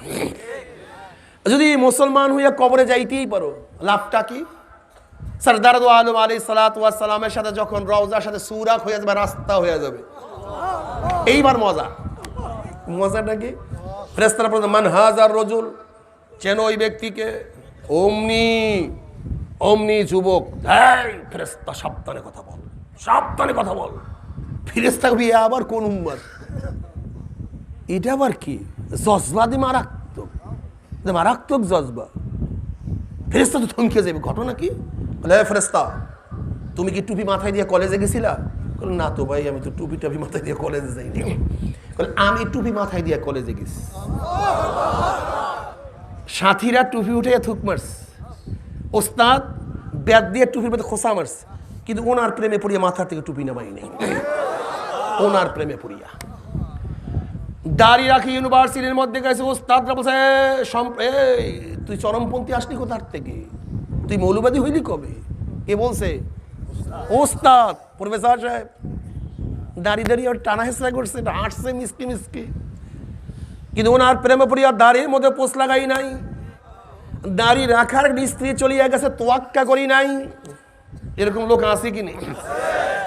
লম্বা জামা গায়ে দিয়া রাস্তায় বের হয়েছে, সাথীরা জামা ধরিয়া কত টানা হেসরা করছে, কিন্তু সুন্নাতের পাগল হইয়া লম্বা জামা গায়ের থেকে নামাই নাই। আমার মাওলা আমাকে কত মেধা দান করছে, দুনিয়ার দল করলে এমপি হইতে পারতাম, মিনিস্টার হইতে পারতাম না। দুনিয়ার দলের মধ্যে ক্ষমতার মধ্যে লাথি মারি ইসলামী দল করছি, ধরছি আর সারি নাই। এরকম লোক আছে কি নাই? আলহামদুলিল্লাহ, আল্লাহু আকবার। আল্লাহ কবুল করিয়া না। আল্লাহ পাক আমাকে অনেক মেধা দান করছে। আমি বিসিএস ক্যাডার হতে পারতাম, কিন্তু না, আমি কোরআন ও হাদিসের বাহিরে যাই নাই। আজকে দুনিয়ার দল করলে ঘুষ খেয়ে আর ঢাকায় বিল্ডিং করতে পারতাম, গুলশান বনাতে বিল্ডিং করতে পারতাম, আমেরিকায় বাড়ি করতে পারতাম, কিন্তু না, ক্ষমতার দিকে যাই নাই, লোভ করি নাই, ওনার প্রেমে পড়ি আমার জীবনের মায়াও করি নাই। যেহেতু আমার নবী বলছে লা ইউমিনু আহাদুকুম হাত্তা আকুনা হাব্বা ইলাইহি মিন ওয়ালিদিহি ওয়া ওয়ালাদিহি ওয়ান নাসি আজমাইন। নিজের জীবনের চেয়েও যতক্ষণ পর্যন্ত নবীকে মোহাব্বত করতে না পারবা, ততক্ষণ পর্যন্ত মুমিন হতে পারবা না। কাজে ওনার প্রেমে পড়িয়া, ওনার মোহাব্বতে পড়িয়া আমার জীবনটাকে আমি মাওলার রাস্তায় বিলাইয়া দিছি। ও যে আমার নবী জনাবে মুহাম্মদুর রাসূলুল্লাহ সাল্লাল্লাহু আলাইহি ওয়াসাল্লাম, অমনি আমার মাওলার ডাক দিল সাদাকা আবদি, আমার বান্দা সত্য কথা বলছে। ও আফরিসুল ফরাশ মিনাল জান্নাহ ওয়া আলবিসু মিনাল জান্নাহ, আমার বান্দা বান্দির গায়ের মধ্যে জান্নাতের পোশাক লাগাইয়া দে, জান্নাতের বিছানা বিছাইয়া দে, জান্নাতের নাজ নিয়ামতের দ্বারা গোটা কবরটাকে ভরিয়া দে। আল্লাহ তুমি কবুল করিয়া দাও। জান্নাতের সাথে সুরাক হয়ে যাবে, রাস্তা হয়ে যাবে। কিয়ামতের ময়দানে আল্লাহ পাকের মুমিন বান্দা বান্দি উঠবে। আল্লাহ পাক নিজে কালামে পাকের মধ্যে ফরমান, ইয়াউমা লা ইউখজিল্লাহুন নাবিয়্যা ওয়াল্লাযীনা আমানু মা নূরুহুম ইয়াসআ বাইনা আইদিহিম ওয়া বিআইমানিহিম ইয়াকুলুনা রাব্বানা আতমিম লানা নূরানা ওয়াগফির লানা ইন্নাকা আলা কুল্লি শাইইন কাদির। কিয়ামতের ময়দানে আল্লাহ পাকের মুমিন বান্দা বান্দি উঠবে। কিসের কিয়ামতের ময়দান, কিসের মিজান, কিসের পুসরাত, তাদের কোনো হুঁশ থাকবে না। বরং তাদের ডাইনে নূর, বামে নূর, সামনে নূর, পিছনে নূর। নূরের মধ্যে দৌড়ের মাওলাই কই, আমার মাওলাই কই। আল্লাহ তুমি কবুল করিয়া নাও। নবী আলাইহিস সালাতু ওয়াস সালাম নিজের ডাকিয়া হাউজে কাউসারের পানি নিজের হাতে পান করাইয়া দিবেন। বুখারীর মধ্যে রওয়ায়াত আছে, মান শারবাল্লাম ইয়াজমা আবাদা, যেই ব্যক্তি এক পেয়ালা হাউজে কাউসারের পানি পান করবে 50,000 বছরের মধ্যে আর পানির পিপাসা লাগবে না। আল্লাহ তুমি কবুল করিয়া নাও। যারা নবীকে প্রেম করিয়া নবীর মোহাব্বত নিয়া কবরের মধ্যে যাইতে পারবা, কিয়ামতের ময়দানে উঠতে পারবা। আমার নবী আলাইহিস সালাতু ওয়াস সালাম পুসরাতের কিনারায় দাঁড়ানো থাকবে, তার উম্মতরা পাড়ি দেওয়া শুরু করবে। বুখারীর মধ্যে রওয়ায়াত আছে, যাদের ঈমান আমল মজবুত হবে, বিজলি চমকাবার গতিতে তারা পুসরাত পাড়ি দিয়ে 1 সেকেন্ডের মধ্যে মাওলার জান্নাতে চলিয়া যাবে। যাদের ঈমান আমাদের একটু দুর্বল হবে, আহা, বাতার চলার গতিতে পুসরাত পাড়ি দিয়ে আমার মাওলার জান্নাতে চলিয়া যাবে। যাদের ঈমান আমাদের একটু দুর্বল হবে, তেজ রক্ত ঘোড়ার গতিতে পুসরাত পাড়ি দিয়ে মাওলার জান্নাতে চলিয়া যাবে। কেউ দৌড়িয়া পুসরাত পাড়ি দিয়া চলিয়া যাবে, কেউ হাঁটিয়া পুসরাত পাড়ি দিয়া চলিয়া যাবে। আল্লাহ তুমি কবুল করিয়া না। কিন্তু যখনই নাফরমান বদমাশকে বলবে মান হাজার রজুল, চেন ওই ব্যক্তিকে, তখন নাফরমান দেখবে আমার নবীর মাথার সাথে নাফরমানের মাথার মিল নাই, আমার নবীর চেহারার সাথে নাফরমানের চেহারার মিল নাই, আমার নবীর পোশাকের সাথে নাফরমানের পোশাকের মিল নাই, আমার নবীর সাথে ওর দলের মিল নাই, আমার নবীর আদর্শ নীতির সাথে ওর আদর্শ নীতির মিল নাই, আমার নবীর সাথে ওর দলের ওর নেতার কোনো মিল নাই। তখন নাফরমান বলবে হা হা লাদ্রি, ওনার সাথে আমার কোনো পরিচয় নেই, আমি ওনাকে চিনি না। এই কথা বলার সাথে সাথে আল্লাহ পাক বলবে কাযাবা আদুবুল্লাহ, আমার দুশমন মিথ্যা কথা বলছে। এ কবরের মাটি চাপ দে, অমনি কবরের দুই পাশের মাটি এত জোরে চাপ মারবে, চাপের চলে এক পাজরের হাঁটি আর এক পাজরে লাগাইয়া ফেলাইবে। এ সাপ জড়াইয়া ধর, অমনি 99টা সাপ আসে প্যাঁচ লাগাইয়া ফেলাইবে। এ প্রেসরা আগুন ধরাইয়া দে, অমনি গোটা কবরটা আগুনে ভরিয়া দেবে।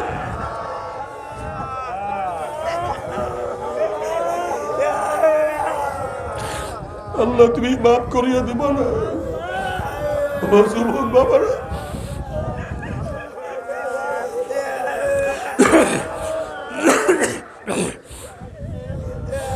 ও আমার পর্দালা মা বোনেরা, মা ও বোনেরা, দুনিয়া কয়দিন, দুনিয়া কি কিছু না। তুমি কি দেখো না এবার করোনার সময় ফেনীর একটা ঘটনা গোটা দুনিয়ার মধ্যে ছড়াইয়া পড়ছে। পেট্রোল পাম্পে কাজ করিয়া বহুত কষ্ট করিয়া একটা বিল্ডিং করছে। ব্যক্তির যখন করোনা ধরা পড়ছে, পরিবারের সবাই তাকে নিচতলা একটা রুমের মধ্যে রাখছে। আল্লাহ তুমি মাফ করিয়ে দিও। ঘরের মধ্যে স্ত্রী আছে, ছেলে আছে, মেয়ে আছে, কিন্তু বাবা নিচের থেকে ডাক দেয়, মা আমাকে একটু পানি দাও। মেয়েও তার কাছে যায় না। ছেলেকে ডাক দেয়, বাবা আমাকে এক গ্লাস পানি দেওয়া সহ্য করতে পারি না। ছেলেও তার কাছে পানি নিয়ে যায় না। স্ত্রীকে এত ডাকে, আমাকে এক গ্লাস পানি দাও। বাবা কার জন্য এত ত্যাগ, কার জন্য এত সাধনা। স্ত্রীও তার কাছে পানি নিয়ে যায় না। ওই পানি পানি করতে করতে পানি পান না করে ব্যক্তির দুনিয়ার থেকে বিদায় হয়ে গেছে। যখনই শুনছে ব্যক্তি মারা গেছে, ঘরে তালাবদ্ধ করিয়া স্বামীর লাশের কাছে স্ত্রী যায় নাই, ছেলে বাবা লাশের কাছে যায় না, মেয়েও যায় নাই। সমস্ত পত্রিকায় দেখছো, ঘটনা শুনছো। এরপরে এলাকার চেয়ারম্যান তারা ব্যক্তিকে গোসল করে দাফন করছে। বাবারে দুনিয়া কিছু না, দুনিয়া কিছু না। কবে জন্ম হইলাম, কবে দাঁত উঠলো, কবে দাঁত পড়লো, কবে কবে কবে কোন তারিখের থেকে চেহারার মধ্যে দাড়ি ওঠা শুরু করলো, আবার কবে কোন তারিখের থেকে কাঁচা দাড়ির মধ্যে কোন রং তুলি সাদা রং লাগানো শুরু করলো। কে চোখের পাওয়ার নষ্ট করতে আছে, কে শরীরকে দুর্বল করিয়া ফেলাইতে আছে। যেরকম রাখাল বিকাল বেলা গরু ছাগল গুলি হাঁকাইতে হাঁকাইতে গোয়াল ঘরের দিকে নিয়ে যায়, ঠিক কে যেন তোমাকে আমাকে পিছন থেকে হাঁকাইতে হাঁকাইতে কবরের দিকে নিয়ে রওনা করছে। কবরের দিকে ধাক্কাইতে ধাক্কাইতে কবরের দিকে নিয়ে রওনা করছে। বাবারা, ও আমার ছাত্র বাবারা, আমাদের অনেকেরই ধারণা আমরা আরো বাঁচবো, আরো আরো আরো আমার টেনের ছাত্র বাবারা, তুমি তো টেনে পড়ো, তুমি কি দেখো নাই নাইনের কত ছেলেরা হঠাৎ দুনিয়ার থেকে বিদায় হয়ে গেছে। আমার নাইনের ছাত্র বড়, তুমি কি দেখো না কত এইটের ছেলেরা দুনিয়ার থেকে বিদায় হয়ে গেছে। বাবা তুমি কি এখনো সতর্ক হব না? অথচ তোমার ছেলের লাশটি তুমি কাঁধের মধ্যে নিয়ে ফেলাইছো। তুমি তো তোমার ছেলের কাজ, ছেলের লাশ কাঁধের মধ্যে বহন করিয়া ফেলাইছো। হে দাদা, হে গান, এখনো সতর্ক হব না? অথচ তোমার নাতির জানাজা তুমি উপস্থিত হয়ে গেছো। হে বড় ভাই, এখন কি সতর্ক হব না? অথচ তোমার ছোট ভাইকে তুমি দাফন করিয়া ফেলাইছো। বন্ধু, এখনই কি মাওলার পথ ধরবা না? অথচ তোমার বন্ধু এখন কোথায়, খবর নাই। যদি মাওলাকে না নিয়ে মাওলার কবরে যাও, ওই কবরটা আর কবর থাকবে না। আল্লাহ তুমি মাফ করিয়া দাও। কোন কোন নাফরমানের কবরটা জাহান্নামের কুয়া হইয়া যাবে। আল্লাহ মাফ করিয়া দাও। এই কবরের মধ্যে হাজার হাজার হাজার হাজার বছর থাকতে হবে বাবারে। এরপরে আল্লাহ পাক কিয়ামতের ময়দান কায়েম করবে। এ আমার জ্ঞানী বাবারা, এ আমার পর্দার জ্ঞানী মা বোনেরা, এ আমার মা বোনেরা, দুনিয়ার চিন্তা করতে করতে কার বয়স তো 30 হয়ে গেল। দুনিয়ার চিন্তা করতে করতে কেউ তো 40 অতিক্রম করিয়া ফেলাইছে। দুনিয়ার চিন্তা করতে করতে কার দাড়ি চুলগুলি পাকাইয়া সাদা বানাইয়া ফেলাইছে। কিন্তু কি আমাদের চিন্তা করার সুযোগ পাও না রে বাবা। আমার অনুরোধ থাকবে, কয়েকটা মিনিটের জন্য দুনিয়ার চিন্তা দূর করিয়া কিয়ামতের চিন্তা করিয়া দেখো রে বাবা। আজকে দুনিয়ার থেকে সূর্য 9,30,00,000 মাইল দূরে। এই 9,30,00,000 মাইল দূরের থেকে গরমের দিনে সূর্য যখন গরম দেয়া শুরু করে, সূর্যের গরমে 2-3 ফিট পুকুরের পানি গরম হইয়া যায়, রাস্তার পিচ গলিয়া যায়, বালু উত্তপ্ত হইয়া যায়। কোন একটা মানুষকে হাত পা বাঁধিয়া টিনের চালের ফালাইয়া দিলে 1 ঘন্টা পরে সে মারা যাবে। 9,30,00,000 মাইল দূরে সূর্যের গরমে ছায়া গেরা দুনিয়ার ঠান্ডা দুনিয়ার পানি যদি গরম হইয়া যাইতে পারে, রাস্তার পিচ গলিয়া যাইতে পারে, বালু উত্তপ্ত হইয়া যাইতে পারে, কিয়ামতের ময়দান আল্লাহ পাক রব্বুল আলামিন এত উঁচা সূর্যটাকে 1 হাত বা 100 হাত মাথার উপর করে ফালাইয়া দিয়া আল্লাহ পাক ডাক দে, সূর্য তোর মধ্যে যত গরম আছে সমস্ত গরম সারিয়া দে, নাফরমানা বুঝগামি মাওলা কেমন। সূর্য মাওলার হুকুম পাই এমন ভাবে গরম দেওয়া শুরু করবে, সূর্যের গরমে মাথাটাও টাস টাস করে ফাটিয়া যাবে, মগজ ভাতের মতো উত্তেজে থাকবে, নাক এবং মুখ দিয়া মগজ গলিয়া গলিয়া পড়তে থাকবে, মানুষ দাঁড়াইতে পারবে না, মানুষ শুধু লাফাইতে থাকবে। বাবারে দুনিয়াতে কয়দিন বাঁচবো? 30, 40, 50, 60, 70, 80 বছর। আর কোনো মোল্লা মৌলবীর কিরসা কাহিনী না, কোনো পীর বুজুর্গর কোনো বাণী না। আল্লাহ পাক কালামে পাকের মধ্যে ফরমান, ওই কিয়ামতের ময়দানে সূর্যের গরমের নিচেই শুধু দাঁড়ায়া থাকতে হবে 50 আলফা সানা, 50,000 বছর। 50,000 বছর দুনিয়াতে কয়দিন বাঁচবো? ওইদিকে জাহান্নাম গুরিম গুরিম আওয়াজ মারবে, জাহান্নামের আওয়াজে কিয়ামতের ময়দানে থর থর থর থর করে কাঁপতে থাকবে। এই অবস্থা দেখিয়া বুখারী সাহিহের মধ্যে কিতাবুত তাফসীরের মধ্যে আসছে, ওয়াকুল ইব্রাহিম খলিলুল্লাহি নাফসি নাফসি, মুসা কালিমুল্লাহি নাফসি নাফসি, ঈসা রূহুল্লাহি নাফসি নাফসি। সমস্ত নবীরা বলবে, মাওলা আমাকে বাঁচাও, আমাকে বাঁচাও, আমাকে বাঁচাও। এই মুহূর্তে জনাবে মুহাম্মদুর রাসূলুল্লাহ সাল্লাল্লাহু আলাইহি ওয়াসাল্লাম সিজদায় পড়ে বলবে, মাওলা তোমার ইজ্জত ও জালালের কসম খেয়ে বলতে আছি, আজকে জাহান্নাম তোমার একটা উম্মতকেও খাইয়া ফেলা, আমি কিন্তু তোমার হাবিব জান্নাতের মধ্যে ঢুকবো না। ও কপাল পোড়ার দলেরা, যে আল্লাহর হাবিব কঠিন মুহূর্তে তোমাকে আমাকে ভুলবে না, সে আল্লাহর হাবিবের দাড়ির মধ্যে কেমনে পৌঁছলা গাও বাবার, একটু কি কলিজায় ব্যথা লাগে না?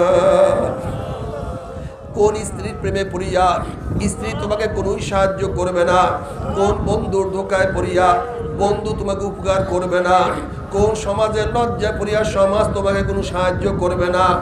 নবী আলাইহিস সালাতু ওয়াস সালাম তোমার পক্ষে আমার পক্ষে সুপারিশ না করলে কোনো উপায় হবে না। কাজে আজকের থেকে মনকে বোঝারে, মন আমার স্ত্রী বাজার হয় হোক, আমার বন্ধু যায় যাক, আমার সমাজ লজ্জা পায় পাক, আজকের থেকে আল্লাহর হাবিবের দাড়ির মধ্যে আমি আর পোস্ট মারবো না ইনশাআল্লাহ। কে কে নিয়া করবে নারায়ে তাকবীর, নারায়ে তাকবীর। আল্লাহ তুমি কবুল করিয়া নাও। নবী আলাইহিস সালাতু ওয়াস সালাম দোয়া কবুল করি আল্লাহ পাক বলবে, যাও জিবরাইল আমার হাবিবের কাছে এই পানিটুকু নিয়ে দিয়ে আসো। নবী আলাইহিস সালাতু ওয়াস সালাম যখন ওই পানি জাহান্নামের গায়ে ছিটা মারবে, জাহান্নাম ক্যাত ক্যাত ক্যাত ক্যাত করে পিছনে সরিয়া যাবে। আল্লাহর হাবিব বলবেন, মাওলারে যে জাহান্নামকে লক্ষ লক্ষ ফেরেশতারা ধরিয়া রাখতে পারে না, আবার কোন কুদরতি পানি, কোন আশ্চর্য পানি, যেই পানি মারার সাথে সাথে জাহান্নাম পিছনে সরিয়া গেল। আল্লাহ পাক হাবিব গো, এই পানি কোনো আশ্চর্য পানি না, কোনো কুদরতি পানি না, এই পানি হলো তোমার গুনাহগার উম্মতের চোখের পানি। আল্লাহ আল্লাহ তুমি কবুল করিও। নবী আলাইহিস সালাতু আল্লাহর কাছে দোয়া করে, আল্লাহুম্মা রযুকনি আইনাইন তাবকিয়ান মিন খাশিয়াতিকা ক্বাবলা আন ইয়াকুনা দামু দামান। মাওলা তুমি আমাকে এমন দুইটা চক্ষু দান করো, আল্লাহুম্মা রযুকনি আইনাইন তাবকিয়ান মিন খাশিয়াতিকা ক্বাবলা আন ইয়াকুনা দামু দামান। মাওলা তুমি আমাকে এমন দুইটা চক্ষু দান করো, যেই চক্ষু তোমার ভয়ে সব সময় কাঁদতে থাকবে। ওই দিন কান্নার আগে, যেই দিন চোখের থেকে পানি বের হইয়া রক্ত বের হওয়া শুরু হয়ে যাবে, নবী আলাইহিস সালাতু ওয়াস সালাম ফরমান, কিয়ামতের মাঝে নাফরমান কাঁদতে কাঁদতে চোখের পানি শেষ হয়ে যাবে, এরপর অনর্গল রক্ত বাইর হওয়া শুরু হয়ে যাবে। এই পানি এবং রক্ত পড়তে পড়তে পড়তে পড়তে গালের চামড়া গোশতগুলি পচিয়া পচিয়া ফরিয়া যাইবে। আল্লাহ মাফ করিয়া দাও। আল্লাহ তুমি আমাদের সবাইকে মাফ করিয়া দাও।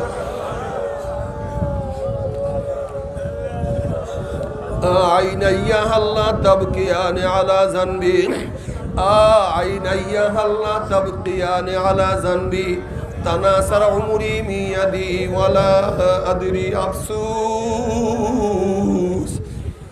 আফসুস আমার চক্ষু, তুই আমার গুনার কথা স্মরণ করিয়া কেন কান্দো না রে চক্ষু? ও আমার চক্ষু, তুই আমার গুনার কথা স্মরণ করিয়া কেন কান্দো না?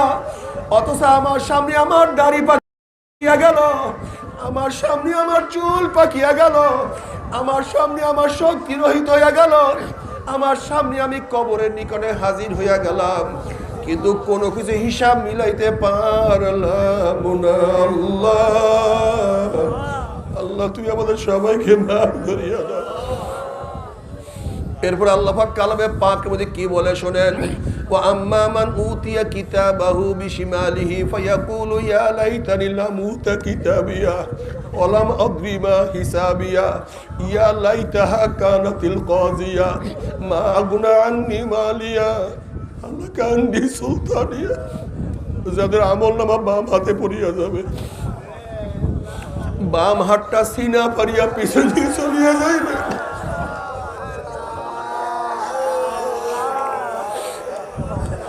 না ফরমান ইয়া লাইতানি লাম উতা কিতাবিয়া ওয়া লাম আদরি মা হিসাবিয়া।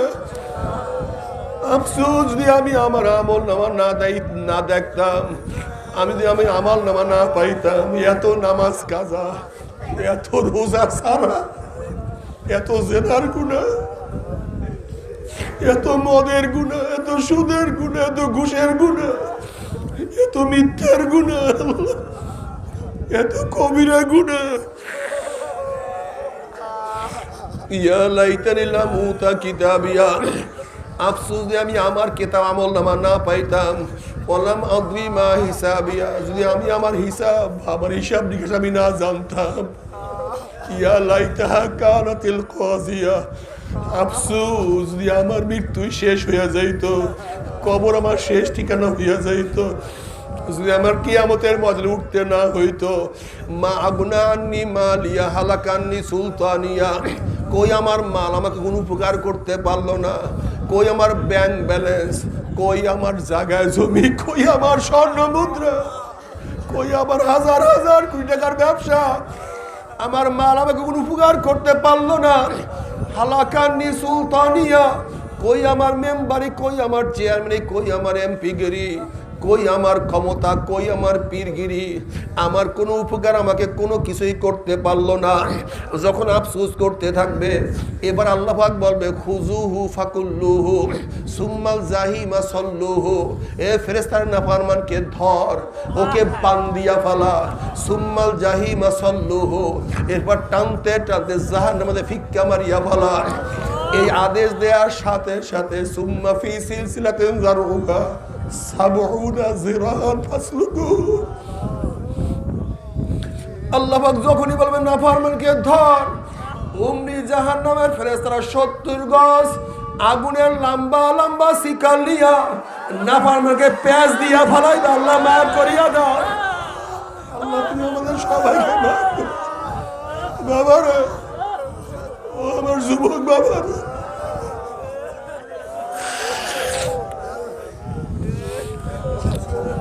ও আমার মা বোনেরা, যেরকম কুকুরের পার মধ্যে রশি লাগাইয়া ময়লার মধ্যে ফালাইয়া দেওয়া হয়, নদীর মধ্যে খালের মধ্যে নিক্ষেপ করা হয়, ঠিক তদ্দুত জাহান্নামীদের হাতে পায়ের মধ্যে জাহান্নামের শিকল লাগাইয়া টানতে টানতে টানতে টানতে আল্লাহ মাফ করিয়া দাও। তুমি কি দেখছো কোন জেতা কোন জিনিসের পায়ের মধ্যে যখন কানাল্লা রশি লাগাইয়া টানা হয়, তখন শুধু পাও দিয়া বা হাত দিয়ে আর কিছু ধরতে যায় যেন না চলিয়া যায়, না ফিরিয়া যায়। এইভাবে যখন নাফরমানের পায়ের মধ্যে রশি লাগাইয়া টানতে থাকবে, নাফরমান যাইতে চাইবে না, শুধু ধরবে কিন্তু আটকাইতে পারবে না। এরপরে ফেরেশতারা টানতে টানতে মিনওয়ার জাহান্নাম, জাহান্নামে নিক্ষেপ করবে। 70 বছর পর জাহান্নামে যাইতেই থাকবে, যাইতেই থাকবে, যাইতেই থাকবে। বাবা সহ্য করতে পারবি? ওই জাহান্নামের এক সেকেন্ড আসব, কেউ তো সহ্য করতে পারবো না। আল্লাহ, তবে মুমিন মুসলমান বলতে সবাই মনে চায় গুনার থেকে ফিরিয়া না কামল করিয়া মাওলার জান্নাত কিন্তু সবাই যাইতে মনে চায়। গুনাহ নিয়ে মাওলার জাহান্নামে কাউরে কিন্তু যাইতে মনে চায় না। কিন্তু কেনই বা আমরা নেক আমল করতে পারি না, কেনই বা গুনার কাম ছাড়তে পারি না? এর মূল কারণ আপনার এবং আমার পিছনে নফস এবং শয়তান লাগিয়া রইছে। এই নফস এবং শয়তান থেকে ফেরার জন্য যে কোনো একজন আল্লাহর ওলির হাতে হাত দিতে হবে রে বাবা। খবরদার, বর্তমান জমানায় পীর মুরিদে ভেজাল, ব্যবসা, দলাদলি, হিংসা, হাসাদে পরিণত হয়ে গেছে। সমস্ত আল্লাহর ওলির একমত, যেই পীরের 5 জন মুরিদের মধ্যে কম পক্ষে 3 জনকে দেখবা আলহামদুলিল্লাহ সুন্নাত মুআফিক আমল আকলাক মজবুত হয়ে যাইতে আছে, গুনার কাম ছাড়তে আছে, নেকের আমল ধরতে আছে, কলম নরম হইয়া চোখে পানি আসতে আছে। বিরিক্ষতর নাম কি, ফলে পরিচয় আমি চরমোনায় বুঝি না। চরমোনার দাওয়াত, প্রশংসা, প্রচার করার জন্য আসি নাই রে বাবা। চরমোনায় যাওয়ার তোমার কোনো দরকার নাই, কোনো দরকার নাই, কোনো দরকার নাই। তুমি যার কাছে গিয়া পারো গুনার কাম সারো, নেকের আমল ধরো, কলম নরম করিয়া চোখে পানি নিয়ে মাওলার কবরে যাইও। যেরকম দুনিয়ার ঘরে আগুন লাগলে পানি ছাড়া নিবানো যায় না, ঠিক তদ্রুপ তোমার এবং আমার গুনার দ্বারা যে জাহান্নামের আগুন জ্বলিয়া রইছে, চোখের পানিও ছাড়া কিন্তু জাহান্নামের আগুন নিবানো সম্ভব না। কাজী বাবা আমার জন্য দোয়া চাই, আমিও দোয়া করি। সবাই সবার জন্য প্রাণ খুলিয়া দোয়া করো, যেন কিয়ামতের ময়দানে গলাগলি বাঁধিয়া মাওলা একসাথে জান্নাতে যাওয়ার তৌফিক দিয়া দেয়। আল্লাহুম্মা আমিন।